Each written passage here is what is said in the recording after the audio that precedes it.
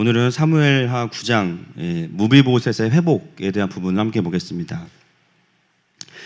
다윗은 수도인 다윗성을 만들고 나서 이제 언약궤를 가지고 옵니다. 그리고는 이제 언약의 땅들을 회복하는 전쟁을 치르면서 그 하나님께서 약속하신 모든 땅들을 이제 거의 다 회복을 하게 되죠. 언약의 근거에서 하는 전쟁이기 때문에 하나님이 어디로 가든지 그를 이기게 하십니다. 그 다음에 이제 8장 후반부에서 우리가 봤던 것처럼 군대 장관 요압을 비롯해서 각 영역의 리더들을 이제 세우는 말씀을 우리가 함께 나누었습니다. 굉장히 이 과정들이 굉장히 일사천리로 이제 진행이 되어져 갑니다.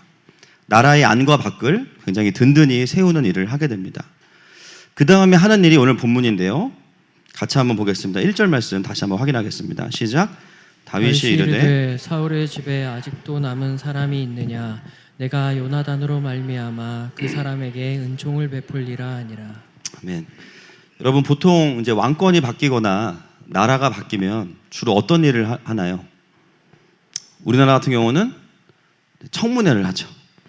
그렇죠? 그럼 이제 잘 기억이 안 나는 분들이 나오셔서 전부 다 기억이 안 난다고 하시고, 그죠? 그래서 굉장히 길어지고 막 그렇게 되는데, 보통은 이제 왕권이 바뀌면 그전 정권에 대한 어떤 복수라기보다는 책임을 묻는 시간들이 있습니다. 그리고 이제 개국공신에게는 상을 주지만 그렇지 않은 자들은 이제 숙청하고 그런 일들이 있습니다.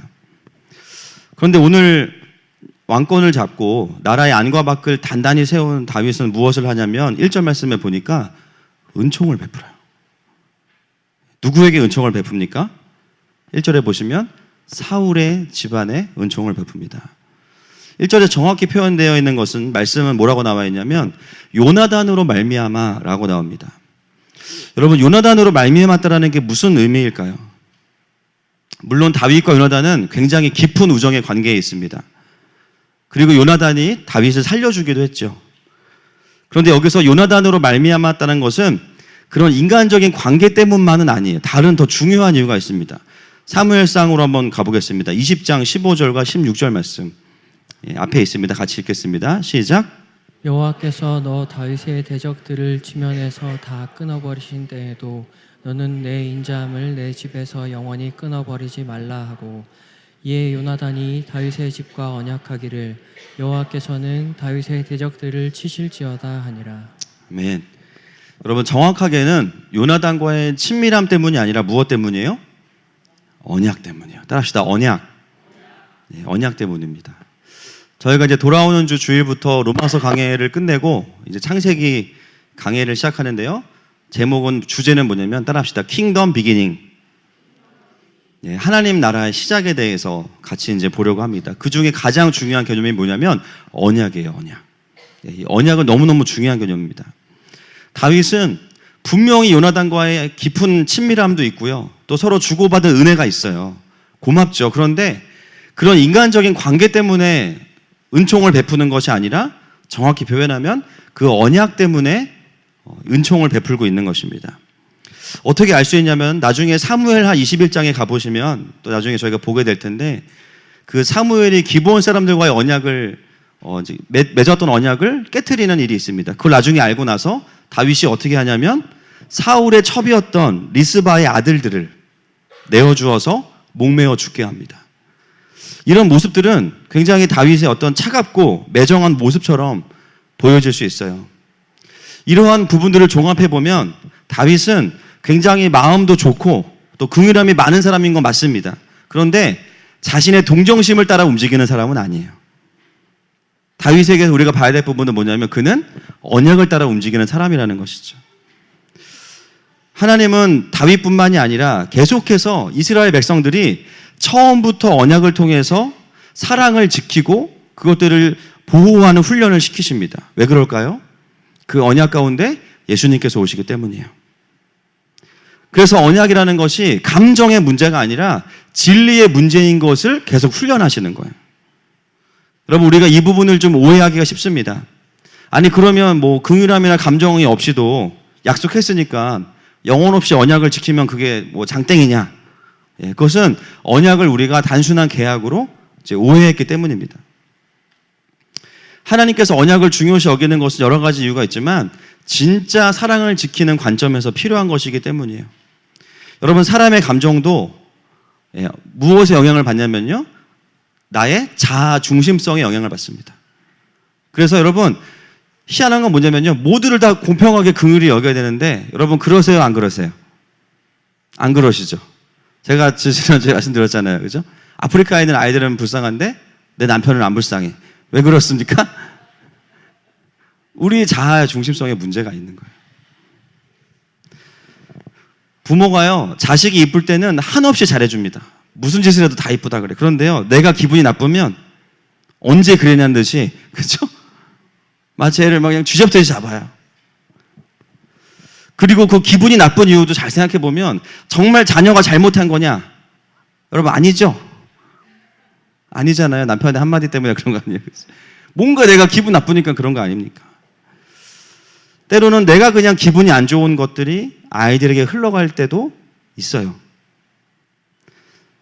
사랑을, 감정이 지배하게 될 때 우리가 놓치게 되는 것은 뭐냐면 그 우리의 감정이 완전히 공의롭지 않다는 것을 우리는 놓치게 됩니다.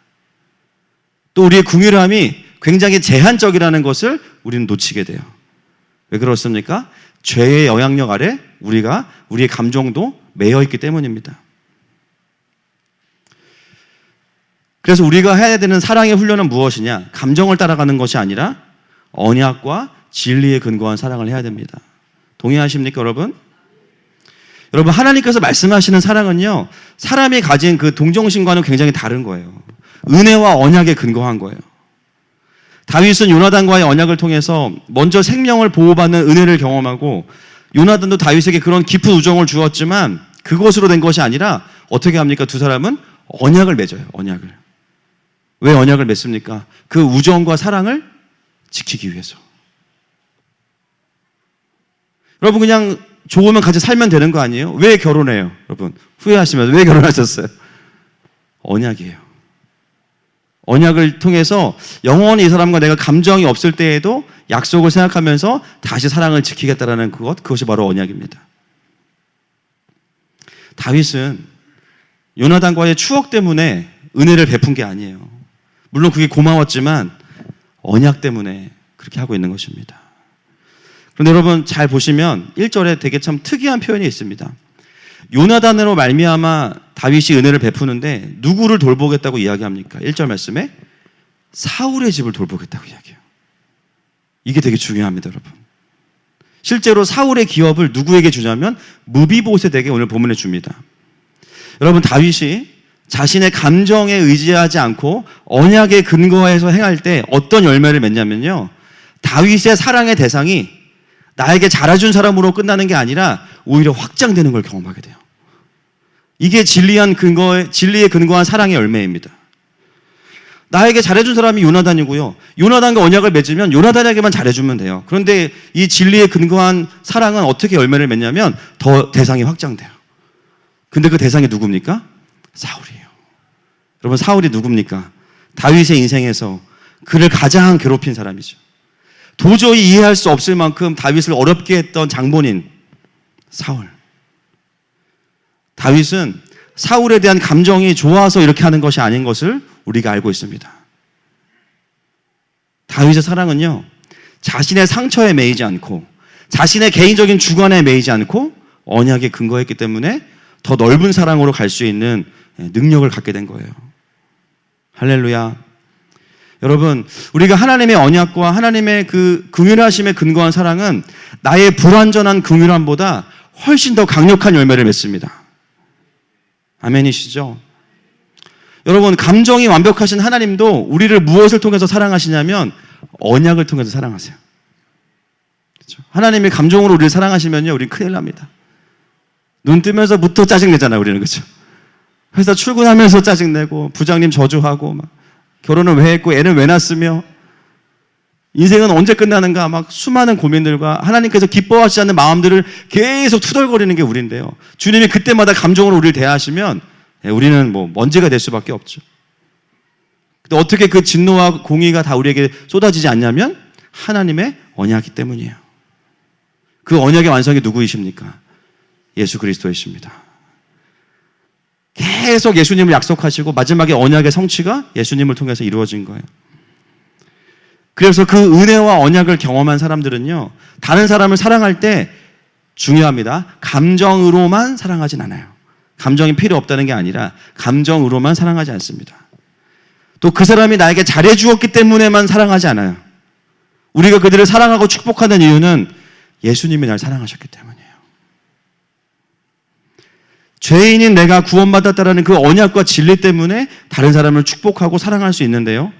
그 열매는 뭐냐면 진리가 주는 사랑은요, 사랑의 대상이 확장되어진다는 거예요. 심지어 누구를 사랑하게 됩니까? 원수를 사랑하게 됩니다.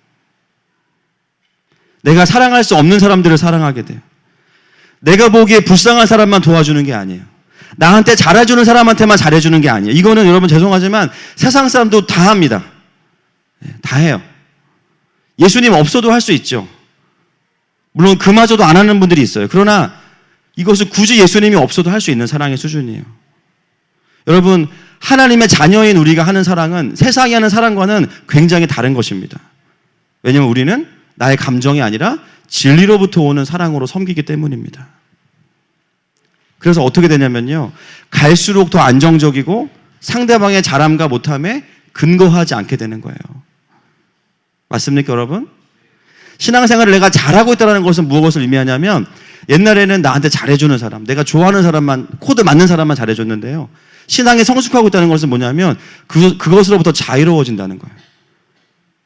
우리가 하나님의 자녀이니까, 너를 위해 예수님이 죽으셨으니까 그것만으로 넌 존귀해.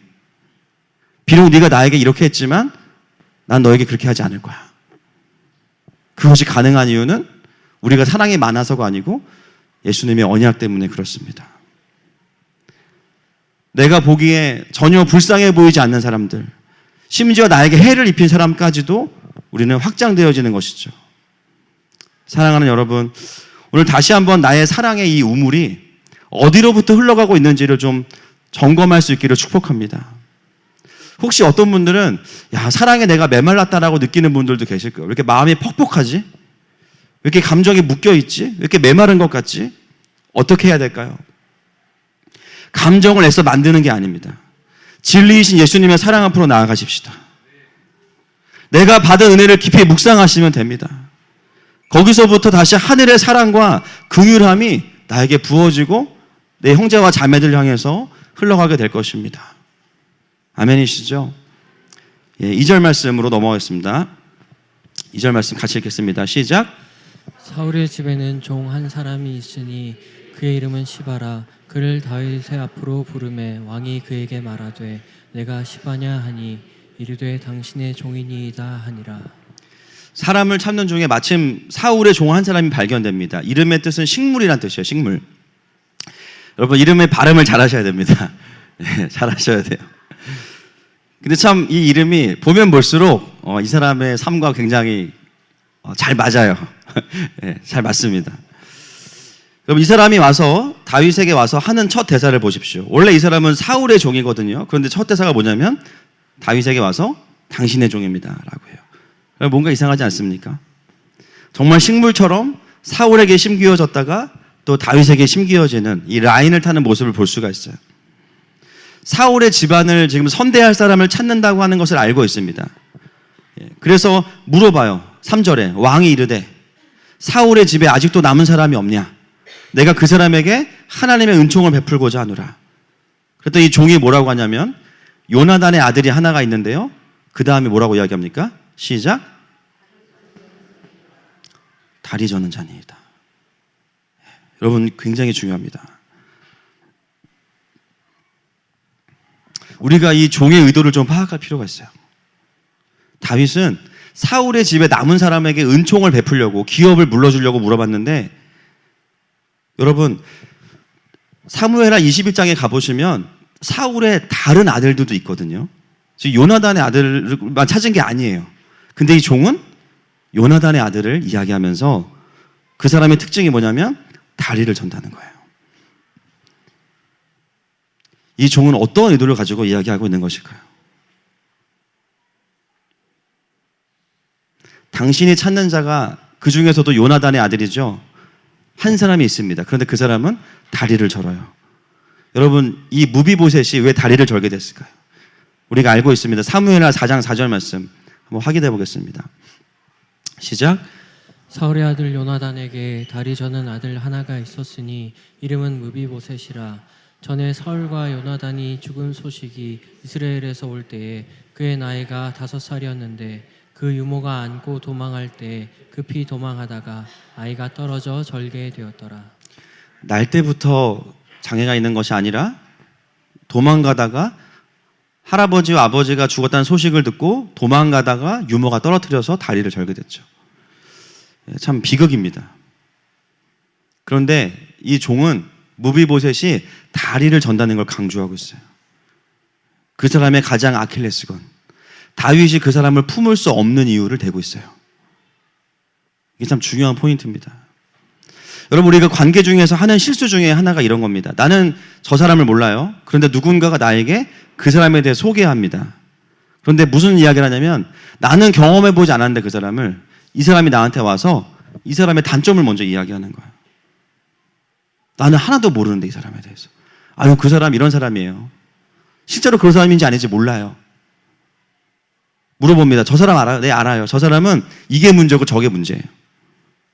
전혀 모르는 사람에게 그 사람이 경험해보지 않은, 어쩌면 그것이 단점이라고 생각 안 할 수도 있는데 모르면 그 이야기를 하는 거예요. 이 시종의 반응은 다윗이 무비보셋을 찾아서 그에게 기업을 물으는 것을 좋아하는 눈치예요? 안 좋아하는 눈치예요? 안 좋아하는 눈치예요. 그래서 그 일함을 사는 말을 하는 것이 아니라 그 사람은 다리를 전달하고 이야기합니다. 그런데 여러분, 다윗의 반응은 전혀 그것에 반응하지 않아요. 4절 말씀 보겠습니다. 4절 말씀 시작. 왕이 그에게 말하되 그가 어디 있느냐 하니 시바가 왕께 아뢰되 로드밧 암마미의 아들 아기레 집에 있나이다 하니라. 다윗이 사람을 보내요. 5절 말씀. 로드밧 암미엘의 아들 마길의 집에서 그를 데려오니라. 다윗은 이 시종의 부정적인 메시지에 전혀 개의치 않고요, 자기가 할 일을 합니다. 데려와서 그에게 은총을 베풀어요. 여러분, 여기서 잠깐 우리가 고민해 봐야 될 것은 사실은 무비보셋을 돌보고 있어야 될 사람은 누구였을까요, 여러분? 네, 바로 이분입니다. 사울의 종이고요. 누구보다 지금 무비보셋이 어디 있는지도 알고요. 그가 어떤 상황인지도 알고요. 사실은 무비보셋을 돌보고 책임져야 되는 사람이 바로 이 종이에요. 그런데 어디에 있는지 알면서도 전혀 돌아보고 있지 않았던 것이죠. 그리고 다윗이 찾을 때 자기를 옳게 보이기 위해서 다윗 앞에 나아가서 그 사람의 단점을 이야기합니다. 원래 그렇게 장애가 생기게 되면 왕과는 함께 식탁에 앉을 수 없거든요. 그래서 당신이 찾는 사람이 있지만 적합하지 않다는 이야기를 이 시종은 끊임없이 다윗에게 하고 있는 것입니다. 그래서 이 사람의 이름이 참 적합해요. 그렇죠? 이제 무비보셋을 데려옵니다. 여러분, 우리가 잘은 모르지만 무비보셋의 인생을 한번 좀 고민해 보면 좋겠어요. 상상해 보면 좋겠어요. 왕자로 태어났죠. 그런데 여러분, 혹시 나는 5살 이전에 아름다운 추억이 기억나시는 분 계세요? 저는 홍역으로 알았던 기억밖에 기억이 안 납니다. 대부분 우리가 5살 이후에가 더 기억이 많이 나는데, 왕자로 태어났는데 행복했던 기억은 전부 다 5세 미만의 시간들밖에 없어요. 정신을 차리고 보니까 왕이었다고 했던 아버지와 할아버지는 안 계시고 자기는 다리를 절고 왕자로 태어났지만 왕자의 삶을 누려보지 못했어요. 8절에 보면 다윗 앞에서 무비보셋이 자신을 뭐라고 이야기하냐면, 같이 보겠습니다. 시작. 그가 절하여 이르되 이 종이 무엇이기에 왕께서 죽은 개 같은 나를 돌아보시나이까 하니라. 무비보셋은 다윗에게 자신을 뭐라고 이야기해요? 죽은 개와 같다. 성경 전체를 통틀어서 가장 자신을 자학하는 메시지입니다. 여러분, 이건 겸손이 아니고 자학이에요, 자학. 근데 그것이 무비보셋이 가지고 있었던 자기의 존재의 정체성이었습니다. 어쩌면 그는 다윗에게 오면서도 굉장히 두려운 마음으로 왔을지 몰라요. 왜냐하면 우리의 할아버지가 다윗에게 했던 일들을 들었을 거 아닙니까? 야, 너네 할아버지가 이렇게 했어. 그토록 괴롭혔던 그 다윗이 이제는 왕이 돼서 나를 찾는구나. 왜 찾을까요? 왜 찾을까요? 혹시 나에게 못다한 원수를 갚는 게 아닐까? 안 그래도 지금까지 굉장히 서럽게 살았고 정말 두려웠고 정말 외로웠는데 이렇게 죽는구나, 이런 마음이 들었겠죠. 그리고 건강하지 않은 몸을 이끌고 다리를 절면서 겨우 다윗왕 앞에 와서 엎드립니다. 얼마나 그의 마음에 긴장감과 두려움이 있었겠어요. 그때 다윗의 첫 마디가 무엇입니까? 6절에 보십시오. 다윗이 그를 부릅니다. 다리 저는 자야, 그렇게 부르지 않아요. 나의 원수 사울의 자손아, 그렇게 부르지 않습니다. 뭐라고 부르냐면 무비보세다. 무비보세사. 그의 이름을 불러요. 그 종도 가르쳐주지 않은 그 이름을 알아내서 처음 본 요나단의 아들의 이름을 부릅니다. 그는 다리를 절지만 다리 저는 자가 그의 존재가 아니에요. 그는 다윗을 오랫동안 괴롭힌 사울의 손자이지만, 요나단의 아들이지만 그는 안갚음의 대상이 아니에요. 그는 다윗이 은혜를 베풀어주고 기업을 회복시켜줄 무비보셋입니다. 저는 이 무비보셋이여라는 호칭 속에서 무비보셋에게 어떤 변화가 일어났나? 잃어버린 아버지를 찾은 거죠. 비록 다윗이 요나단은 아니지만 그러나 자신의 아버지와 생명을 나누었고 아버지의 마음으로 나를 바라봐 줄 수 있는 유일한 사람을 처음 만난 거예요. 그 아들을 부르는 다윗의 마음은 어떤 마음이었을까요? 처음 보지만 무비보셋, 너가 아빠를 정말 많이 닮았구나. 이제야 내가 너를 찾았다. 그동안 얼마나 힘들었니? 이렇게 살아있어 준 것만으로도 너무 고맙다. 이제 넌 안심해도 돼. 내가 너를 지킬 거야. 저는 다시 무비보셋을 찾아오는 이 다윗의 모습 속에서 우리를 불러주시고 찾아주신 하나님 아버지를 봅니다. 하나님의 형상과 하나님의 자녀로 우리가 태어났는데요, 그 삶을 누려본 적이 없어요. 늘 죄 때문에 두렵고 서럽고 어려워요. 몸에 있는 장애도 참 어렵죠. 그런데 몸은 멀쩡한 것 같은데 죄로 인해서 삶과 마음에도 해결할 수 없는 더 큰 장애들이 있습니다. 몸이 불편해서 다리를 저는 무비보셋처럼 누군가를 사랑하고 싶어도 사랑할 수 없어요. 똑바로 걷고 싶은데 걸을 수가 없어요. 그리고 나의 내면 안에서 나에게 들려오는 목소리가 무엇입니까? 다리 저는 자예요. 너는 다리 저는 자야. 겉봐, 잘 못 걷잖아. 너는 불운한 사람이야. 왕의 자녀로 태어났지만 누려보지 못하는 자야. 죽은 개와 같은 자. 너는 실패할 거야. 너는 원수에게 질 거야. 도무지 나의 인생을 하나님 앞에서 꿈꿀 수 없게 하는 그 죽음의 메시지가 우리 마음 안에도 수도 없이 들어옵니다. 근데 그렇게 살아가던 우리의 삶에 주님이 우리를 불러주신 거예요. 뭐라고 부르시냐면 내 안에 있는 그 저주의 메시지가 아니라 우리의 이름을 불러주시는 거예요. 여러분, 무비보셋이라는 이름의 뜻은 우상을 부수다라는 뜻입니다. 예수님은 우리의 이름을 부르시면서 내 안에 있는 모든 우상을 다 무너뜨리십니다. 할렐루야. 사람들이 말하고 평가하는 나를 완전히 뒤덮고 있는 그 엄청난 포장의 메시지들을 다 뜯어내시고요, 그 속에 하나님께서 창조하신 그 하나님의 형상, 이게 내 아들이지, 이게 내 딸이지, 그 이름을 딱 불러주시는 거예요. 할렐루야. 우리가 그 아버지를 만나게 될 때 어떤 변화가 있냐면 지나온 삶의 그 서러움과 두려움과 외로움이요, 비로소 터져 나오는 거죠. 가끔 그럴 때 있지 않습니까, 여러분? 아이들 키우시다 보면 느끼실 텐데 애들끼리 잘 놀고 있다가도 뭐 예배를 마치고 올라가서 봤는데 표정이 안 좋아. 뭔가 억울해. 엄마가 물어봐요. 너 왜 그래? 그럼 그 순간 애들이 어떻게 해요? 갑자기 참았던 눈물을 빵 터뜨리는. 그러면서 누가 어떻게 방언으로 막 못 알아듣겠어. 방언으로 제가 어떻게 하고 난 이렇게 했는데 뭐 어떻게 됐다고 막. 그동안 엄마 아빠가 올 때까지 뭐 했냐면 무서운 일이나 억울한 일을요 다 표현 못하고 삼키고 참고 있던 거예요. 그러다가 엄마가 들어와서 물어보는 순간 그 감정이 빵 터지는 거죠. 울면서 이르는 거예요. 사실 안 들려요. 그리고 들어보면 사실 그렇게 잘못한 것 같지 않아요, 걔가. 그런데 여러분, 부모는 어떤 존재냐면 일단 자녀의 마음을 알아주는 거죠. 일단은. 아유, 네가 진짜 억울했겠다. 네 진짜 힘들었겠구나. 근데 그때 회복이 있어요. 마음 놓고 울 수 있고 내 이야기를 할 수가 있어요. 왜? 나를 온전히 용납하는 아버지 앞에서 우리는 그럴 수 있어요. 이제는 내가 안전하다고 느끼기 때문에 마음에 아픈 것들을 아프다고 할 수 있어요.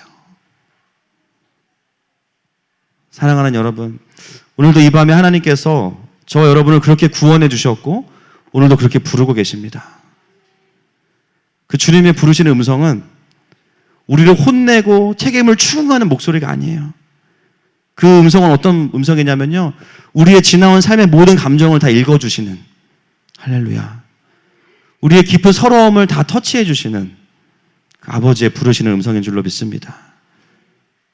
오늘 이 밤이 그 아버지 앞에 우리가 마음을 내어놓고 우리의 삶을 좀 올려드리는 시간 되기를 축복해요.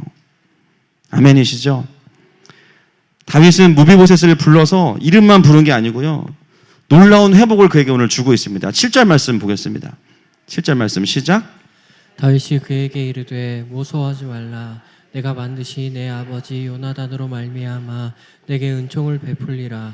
내가 내 할아버지 사울의 모든 밭을 다 내게 도로 주겠고 또 너는 항상 내 상에서 떡을 먹을지니라 하니. 아멘. 여러분, 다윗이 무비보셋에게 무엇을 회복시키냐면 사울의 기업을 회복시켜줍니다. 쉽게 말하면 땅을 엄청 줬다는 거예요. 벌써 눈이 커지시네요. 그렇죠? 땅을 엄청 준 거예요. 원래 그 지파의 땅을 다 준 거예요. 지금까지 정말 왕의 자녀로 태어났지만 거의 거지같이 살던 그 무비보셋이 순식간에 자신의 기업을 다 회복합니다. 이런 것이 이제 인생 역전 대박인데 로또 쪼가리랑은 비교가 안 됩니다, 보니까. 근데 여러분, 이게 사실은 무비보셋이 원래 누렸어야 되는 거예요. 맞습니까? 이게 못 누리다가 받아서 되게 감사하지만 사실은 원래 누렸어야 되는 거예요. 여러분, 우리가 하나님의 자녀가 되었다는 것은 그냥 크리스찬이라는 호칭만 생긴 게 아니에요. 원래 우리에게 하나님께서 허락하신 하나님 나라의 기업을 회복시켜 주시는 거예요. 맞습니까? 하나님의 자녀로서 왕같은 제사장으로 생육하고 번성하고 다스리는 데 필요한 모든 자원과 재정들, 권위들을 회복시켜 주시는 거예요.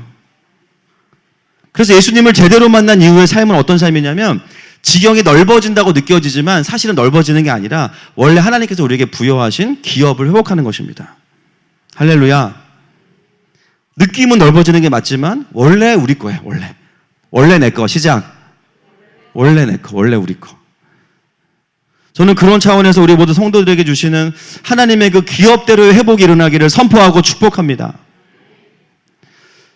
무비보셋은 순식간에 다시 그 영광들을 회복하고 있습니다. 그 다음에 주는 회복이 뭐냐면요, 그의 기업을 회복시킨 다음에 신분을 회복시켜줘요. 신분. 어떻게 알 수 있냐면 무비보셋이 이제는 왕의 상에서 같이 떡을 먹습니다. 그건 무슨 뜻일까요? 그의 신분이 왕자로 회복됐다는 거예요. 다윗의 가족이 되었다는 거예요. 여러분, 우리가 사실은 독생자 예수님과 존재적으로는 같을 수가 없죠. 독생자라는 말 자체가 유일하게 태어나셨다, 모노게네스, 유일하게 태어났다는 뜻이잖아요. 그런 분은 예수님밖에 없으십니다. 그런데 놀라운 것은 뭐냐면 하나님께서 우리를 양자 양녀 삼으시기 위해서 독생자를 죽이셨어요. 아멘이십니까? 저는 아직도 그게 이해가 안 되고요, 천국 가서도 이해가 안 될 것 같아요. 왜 그러셨는지 모르겠어요. 감사하긴 한데 그렇게까지 하셨어야 됐나? 부담스럽게. 그렇지만 감사해요. 그렇죠? 여러분, 그것은 무엇을 의미하냐면 독생자를 죽이신 하나님께서 우리를 바라보시는 하나님의 그 마음의 그 폭이 얼마만큼이냐면요, 독생자예요. 아멘이시죠? 나를 바라보시는 하나님의 그 마음의 깊이는 독생자 예수 그리스도와 똑같습니다. 하나님은 저와 여러분을 이 세상에서 하나밖에 없는 아들과 딸로 바라보세요. 아니, 목사님, 전 세계에 크리스찬이 그렇게 많은데 어떻게 하나님 그러실 수 있습니까? 나는 하나밖에 없거든. 그죠? 맞습니까, 여러분? 수십억 인구 중에 나는 하나밖에 없어. 쌍둥이로 태어나도요, 같은 존재가 아니에요. 하나님은 따로따로 보십니다. 하나님이 네가 하성이냐 하진이냐 이러시지 않아요. 딱 보면 딱 아세요, 그냥. 그리고 하나님의 사랑은요, 나누어지지 않습니다. 아멘이십니까? 이렇게 많은데 나도 사랑받아야지, 경쟁할 필요가 없어요, 여러분. 나를 향한 하나님의 사랑은 차고도 넘칩니다. 왜냐하면 나를 독생자만큼 사랑하시기 때문에. 이렇게 많은 하나님의 자녀들이 있어도 하나님은 나에게 올인이 가능한 분이세요. 그래서 우리가 그 사랑이 우리에게 있기 때문에 우리가 일어날 수 있고 회복할 수 있는 것이죠. 아멘이십니까, 여러분? 저는 이 무비보셋에게 일어나는 회복을 보면서 참 이런 신앙생활이 행복하겠다 그런 생각을 합니다. 무비보셋은 왕자였지만 사실은 이런 호사를 누려본 적이 없거든요. 그렇지만 원래 본인 거였어요. 여러분, 우리가 하나님을 만나고 복음을 제대로 경험하고 나면요, 반드시 회복이 있어요. 맞습니까? 때로는 야, 이렇게 누려도 되나? 너무 감사하다. 어떤 분들이 저한테 물어봐요. 목사님, 혹시 천국이 없으면 어떡합니까? 저는 주저앉고 대답합니다. 나는 괜찮다. 주님 만나고 98년도 한 20년 넘게 누린 하나님만 해도 난 이미 나는 충분하다. 그냥 소멸돼도 괜찮아. 천국이 있지만 할렐루야. 너무너무 감사한 거예요. 근데 여러분, 더 감사한 게 뭔지 아세요? 계속해서 그럴 거라는 거예요. 주님을 알아가면 알아갈수록, 우리가 건강하게 주님 안에 거하면 거할수록 이전에 경험해보지 못한 더 깊은 수준으로 하나님 우리를 인도하실 거예요. 아멘이십니까? 무비보셋은 경험해본 적이 없었어요. 근데 원래 본인 거였어요. 시간이 지나면서 그것을 계속 경험하고 있는 것이죠. 저는 우리 모든 하늘마음 가족들이 과거로의 회복이 아니라 더 큰 영광으로의 회복이 있기를 선포하고 축복합니다. 자, 12절 말씀 넘어가겠습니다. 12절 시작. 무비보셋에게 어린 아들 하나가 있으니 이름은 미가더라. 시바의 집에 사는 자마다 무비보셋의 종이 되니라. 네, 12절부터는 이게 왜 여기에 기록되어 있을까라는 어떤 생각들을 갖게 합니다. 무비보셋에게 어린 아들 하나가 있으니 이름은 미가더라 나오죠. 무비보셋의 아들의 이야기가 나옵니다. 이건 왜 기록했을까요, 여러분? 이것도 언약 때문이에요. 사무엘상 다시 한번 확인해 보겠습니다. 20장 14절부터 16절 말씀 시작. 너는 내가 사는 날 동안에 여호와의 인자하심을 내게 베풀어서 나를 죽지 않게 할 뿐 아니라 여호와께서 너 다윗의 대적들을 지면에서 다 끊어버리신 때에도 너는 내 인자함을 내 집에서 영원히 끊어버리지 말라 하고 이에 요나단이 다윗의 집과 언약하기를 여호와께서는 다윗의 대적들을 치실지어다 하니라. 아멘.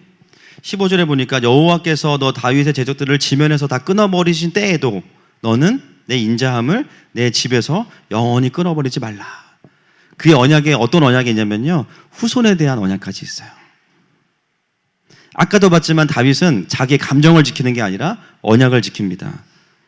요나단과의 후손들을 돌보겠다는 언약이 지켜지고 있다는 것을 본문은 우리에게 확인시켜주고 있는 것이죠. 어둠의 유전이 끊어진 거예요. 어쩌면 미가도 이런 은혜가 없었다면 똑같이 아빠처럼 비참한 인생을 살아야 됐을지도 몰라요. 계속 과거의 그 영광을 돌아보면서 그때로 갔으면 좋겠다. 우리 집에 그런 회복이 있으면 좋겠다. 쓴 마음을 가지고 또 아빠를 책임지면서 살아야 될 수도 있습니다.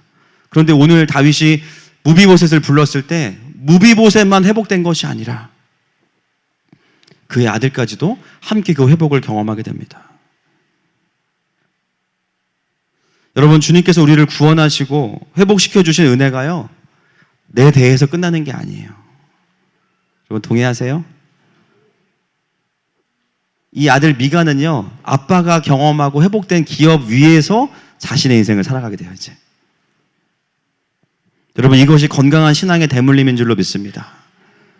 우리가 받은 은혜가 크지만 하나님은 그 은혜가 우리의 자녀들에게는 더 배가가 되기를 원하세요. 여러분, 이것을 누릴 수 있기를 축복합니다. 그래서 잠깐 12절에 그 아들의 이름을 딱 이야기하고요, 그 다음에 후련하게 그 시바가 그 집의 종이 됐다. 그죠? 너무 후련해. 딱 깔끔하게. 그리고 13절에는 더 알 수 없는 결론이 납니다. 13절 말씀 같이 읽겠습니다. 시작. 무비보셋이 항상 왕의 상에서 먹음으로 예루살렘의 산이라. 그는 두 발을 다 절더라. 이루고 9장이 끝납니다. 왜 이런 결론으로 끝낼까요? 왜 사무엘하 9장은 마지막에 굳이 무비보셋의 다리를 전다는 것을 한 번 더 강조하고 있을까요? 여전히 그의 몸에는 장애가 있지만 이제는 그의 마음에는 장애가 없다라는 거예요. 왜냐하면 그가 용납받았고 사랑받았고 회복되었기 때문이에요. 여러분, 그리스도인의 돌파는 이런 것입니다. 때로는 힘든 상황이 모면되지 않아요. 때로는 염려했던 일이 막 일어나기도 해요. 여전히 나의 연약함도 여전해요. 그런데 그리스도의 돌파는 뭐냐면 때로는 문제를 해결해 주실 때도 있지만 그러나 더 많은 때는 그 모든 문제로 인한 스트레스보다 더 큰 은혜를 부어주십니다. 그 문제보다 더 큰 하나님의 영광이 오면 더 이상 그것이 문제가 아닌 게 돼버려요. 여전히 나의 삶은 퍽퍽하고요. 여전히 큰 상황의 변화는 없는 것 같은데 더 이상 그것이 나에게 문제가 되지 않아요. 왜 그렇습니까? 비교할 수 없는 아버지의 사랑이 우리에게 부어졌기 때문이에요. 여러분, 오늘도 그 은혜가 부어지고 있습니다.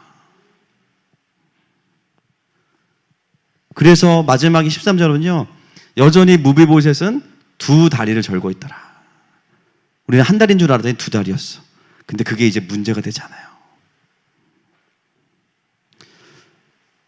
이러한 은혜를 경험한 사람들은요. 어떻게 될까요? 다른 무비보셋을 찾아가서 그들을 회복시키게 되겠죠. 제가 며칠 전에 한 교회에서 열리는 그 통일사역자연합회에 다녀왔습니다. 우리 어떤 분이 추천해 주셔서 이제 저희 교역자들 몇 분이랑 다녀왔는데 북한 사역을 하는 분들이 다 모여 있어요. 큰 교회에서 오신 분들이 많았습니다. 이제 모임을 하는데요. 다들 무슨 말씀을 하시냐면 딱 모이셨는데 한숨을 푹 쉬시는 거예요. 그래서 하시는 말씀이 힘들다는 거예요. 뭔가 이 통일사역 북에서 오신 분들 섬기는 게 힘들다는 거예요. 그래서 가만히 들어보니까 어떤 교회는 10년 이상 그 사역을 하신 분도 있어요. 1년 예산이 막 수천만 원. 그래서 성도가 한 몇천 명 되는데 북에서 오신 가족이 한 분 계신다는 거예요. 그러면서 이게 너무 비효율적인 것 같다고 막 그러시는 거예요. 또 다른 교회 이야기를 들어보니까 한 분도 안 계셔. 너무너무 힘들다고 하시는 거예요. 그러면서 저희 교회가 이제 처음 그 모임에 갔거든요. 그래서 저희 교회가 이제 그동안 지나온 시간들을 좀 나누어, 저도 오랜만에 그렇게 한번 쭉 돌아본 것 같아요.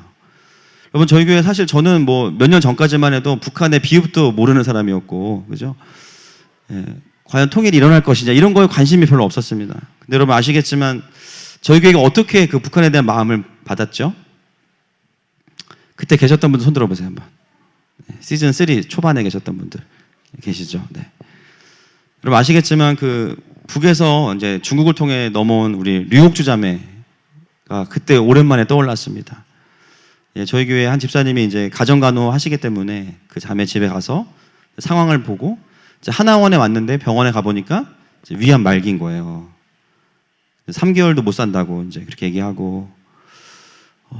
근데 이 자매가 다녔던 교회가 두 군데가 있었기 때문에 저희 교회가 선뜻 나서기에는 조금 애매한 상황이었습니다. 근데 마침 이제 사실은 뭐 얼마 다니지 않았던 교회들이라 이제 저희 교회가 섬기게 됐는데, 우리 그 교회 집사님이랑 또 우리 그때 계셨던 전사님이랑 가서 뭐 밥도 해주고 같이 지내기도 하고 또 예배도 드렸고, 그 시간들이 저는 쭉 떠오르더라고요.